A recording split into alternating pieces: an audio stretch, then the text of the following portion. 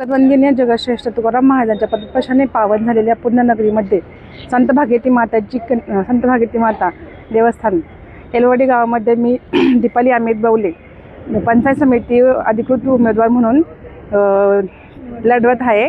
त्यासाठी माझं चिन्ह आहे मशाल। मला सामाजिक कार्याची खूप आवड आहे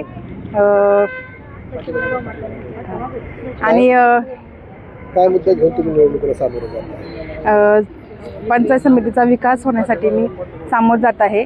काही अडचणी खूप राहिल्या ते रस्त्यांची कामं, भरपूर गटारीची कामं, मी तो विकास करण्यासाठी उतरले आहे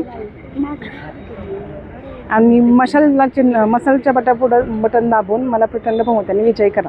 प्रामुख्याने काय तुमच्या समस्या तुमच्या मतदारसंघामध्ये आहे? प्रामुख्याने समस्या रस्ते, आपले पंचायत समितीपासून रस्ते आहेत आपले, अजून लाईटची सोय, गटारी आणि वाहतूक कोंडी भरपूर होत आहे। त्यासाठी मी आपली पंचायत समितीमध्ये उभी राहून या निवडणुकीच्या सामोरं जात आहे। काय तुम्ही मतदारांना आव्हान कराल?